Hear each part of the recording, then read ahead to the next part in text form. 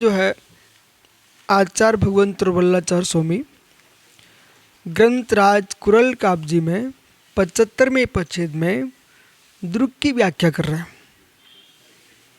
वो कल आपने समझा आधार श्रेष्ठ है तो आधे सुरक्षित है।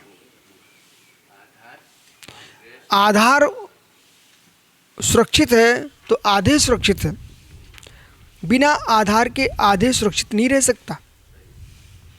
इसलिए जगत के लोगों को अपना आधार सुरक्षित करना चाहिए।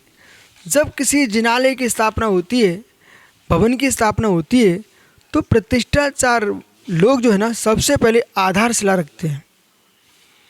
वो आधारशिला क्या कह रही है कि मैं आधारशिला हूँ, पूरा भवन इसी पर टिकेगा। इसलिए आधारशिला के बीजाक्षर में कमी नहीं होना चाहिए। आधारशिला दुबली पतली नहीं होना चाहिए। आधारशिला बहुत मोटी लाना चाहिए। इसलिए आधारशिला जो है बहुत गहरी है। सम्यक दर्शन हमारे सिद्धत्व की आधारशिला है। जिसका सम्यक गहरा होगा वही सिद्धि को प्राप्त करेगा। सम्यक ही कमजोर है, उसके ही टुकड़े हो रहे हैं, तो सिद्धशिला का भवन कैसे बनाएंगे आप? श्रद्धा में कमी नहीं आना चाहिए, विश्वास दृढ़ होना चाहिए। मौसम के मौसम पर और लोगों के मौसम को देख करके अपना जीवन नहीं बदलना चाहिए। ये दृढ़ विश्वासी प्रिय धम्मो दृढ़ धम्मो, जो प्रिय धर्मी दृढ़ धर्मी होता है, इनके स्वभाव को, इनके चेहरे को देख करके मैं अपना जीवन बदलूं, ये पागलों का सोच है।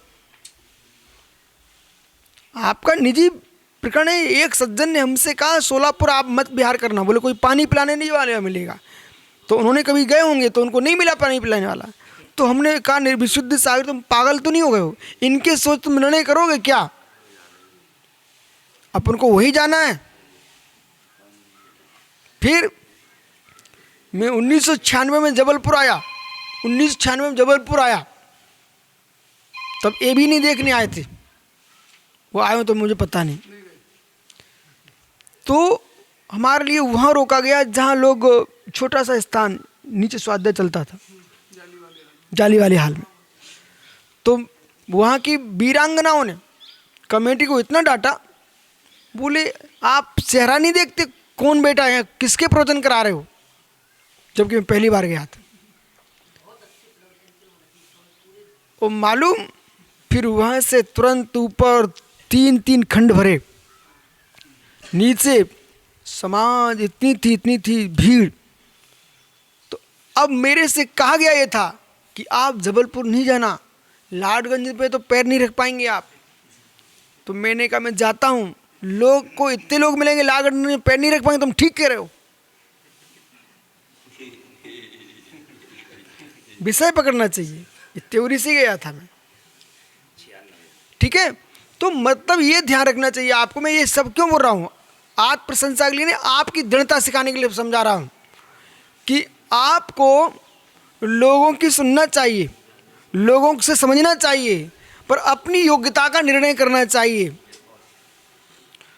यदि कोई पूर्व में बड़ा आदमी वहाँ रह चुका है और तुम प्रभावहीन हो, तो उसके प्रभाव को देख के तुम मत जाने कि हमारा भी ऐसा फैल जाएगा। अपनी योग्यता देखना। और कोई हीन प्रभाव वाला था, उसकी हीनता का समाचार सुन करके वहाँ किसी ने पूछा नहीं है, ऐसा निर्णय करे तुम ये मत सोचना मैं भी नहीं जाऊँगा। अरे भाई, आपको बोध होना चाहिए। राम लक्ष्मण से मिलो, ये नीति शास्त्र है। राम लक्ष्मण से मिलो। क्यों मिलो? इसलिए मिलो। अभी कपिल ब्राह्मण की व्याख्या नहीं कर रहे, अभी मैं धनुष तोड़ने की व्याख्या कर रहा हूं। जब बड़े बड़े राजकुमार, बड़े बड़े राजा धुरंधर लोग वहां पर धनुष को, डोरी को छूना तो दूर है, पास पहुंच के घबरा के गिर पड़े, सब भयभीत हो गए, कांप गए। तो उन राजाओं की दृष्टि से तो श्री राम की उम्र कम थी। धनुष जब लोग हताश हो गए। तो राम ने कहा मैं देखूं। और जैसे ही राम पहुंचे पास में, धनुष के पास जब राजे महाराजे दूसरे जा रहे थे ना, तो नांग घूम रहे थे, नांग, सब नांग घूम रहे थे धनुष के ऊपर। और जैसे ही राम पहुंचे, सारे नाग शांत हो गए, उनकी फुंकार शांत हो गई। उन्होंने उठाया और तोड़ दिया। तो क्या उन बलहीन राजाओं को देख करके बलभद्र बलहीन हो जाते क्या? उन बलहीन राजाओं को देख करके क्या बलभद्र बलहीन हो जाते क्या? ऐसे ही महात्मा भीलवाड़ा बलहीन लोगों को देख करके क्या आपके भीलवाड़ा में चौमासा नहीं करता क्या? मेरे पास 1000 पंडितों के समाचार है, पूछो सुब्रत सागर से। सब मना कर रहे थे, जानो मत। हमने क्यों नहीं जाने का? बलहीन राजाओं के द्वारा धनुष बाण नहीं तोड़ा गया तो क्या राम नहीं तोड़ते? इसलिए हाँ? अरे भाई आपको बोध होना चाहिए। इसलिए यहां पर कह रहे हैं अपनी हुनर देखिए, अपनी योग्यता देखिए। ये मत देखना, ये मत देखना वो भूत महल में जितने गए सब मर गए, तो क्या प्रद्युम्न कुमार भी नहीं जाते? वो तो हार मोती लेके आए। धन्य कुमार को बावड़ी में पटका गया। अरे धन्य कुमार को बावड़ी में पटका गया, वो अलग अलग हैं। तो लेकिन वो बावड़ी में और हीरे मोती लेके आ गए। इसलिए अपनी क्षमताओं का ध्यान दो। अपने ही लोग हैं ना, अपनी क्षमताओं का ध्यान दो।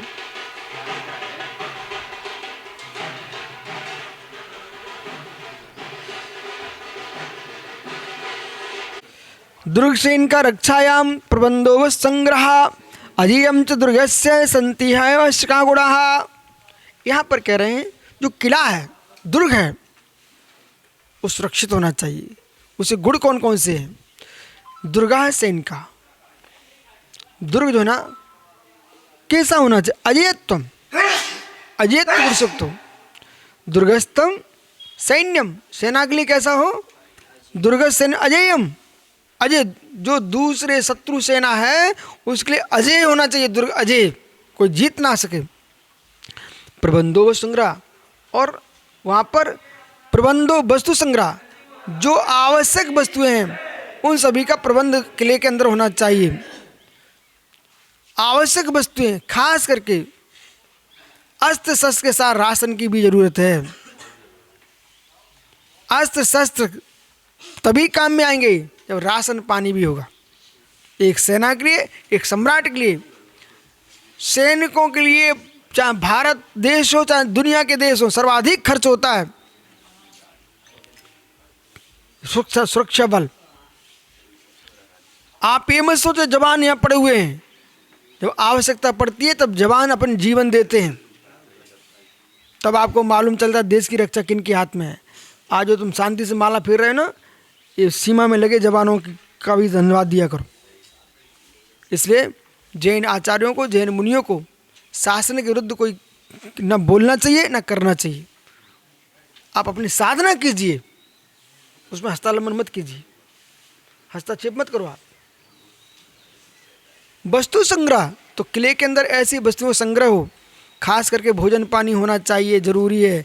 बड़े बड़े किलों में जब हैंडपंप नहीं होते थे ना, तो बड़े बड़े कुएं बावड़ी होते थे। आज दुर्ग के रक्षक तो नहीं बचे, लेकिन चौकों में पानी जरूर आता किलों के अंदर से कई जगह। वस्तु संग्रह अजयत्वम च अजय संति आवश्यका रक्षणात् स्वदा, राशन पानी सामग्री प्रतिमा संग्रह से दुर्ग के लिए आवश्यक गुणा, ये आवश्यक गुण हैं। यानी एक आज आप लोग हो, बिहार कर रहे हो, मालूम हजारों किलोमीटर चल के आ गए हो, आपको महसूस ही नहीं हुआ हम कैसे आ गए। जो बिहार करा रहे हैं उन लोगों से पूछो, आप अंजलि लगा के गए थे ना, उनको धन्यवाद दो। आपने अपनी गुरु भक्ति का निर्वाह किया, श्रावक धर्म का पालन किया, तो हमारा मुनि धर्म का निर्बाध पालन हुआ है। जंगल जंगल से नहीं लगते जब कोई साथ होता है।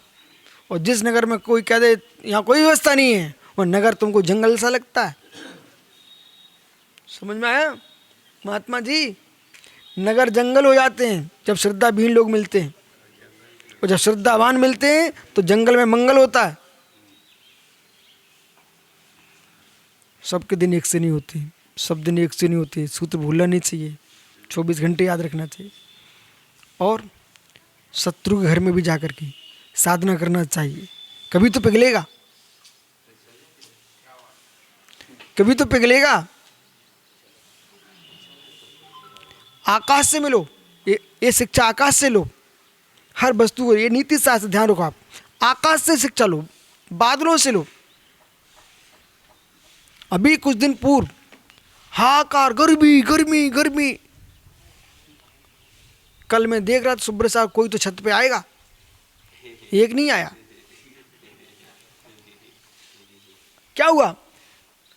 इन बादलों से कुछ सीखो, इन बादलों से कुछ सीखो। भयंकर गर्मी के अंदर वे बरसे हैं, वो गर्मी से डरे नहीं, उन्होंने गर्मी को ठंडा कर लिया है। जो आकाश से पानी की बूंदें गिरी है वो ठंडे मौसम में गिरी कि गर्म में गिरी हुई है? गर्म में गिरी है, और उन्होंने उन बूंदों ने मौसम को ठंडा किया है। ऐसे ही कितने ही गर्म मौसम हो दुनिया में, तुम्हारे अंदर योग्यता होना चाहिए। ओले गिरते हैं, हाथ पर रखो, हाथ ठंडा हो जाता है। ज्यादा वज्र के लोग हैं तो उनके लिए ओले बन के आओ, थोड़े मुलायम तो उनको पानी की बूंद बन के आओ, लेकिन आओ। समझ में आ रहा है? इस व्याख्या को करने के लिए ताकत चाहिए आपको।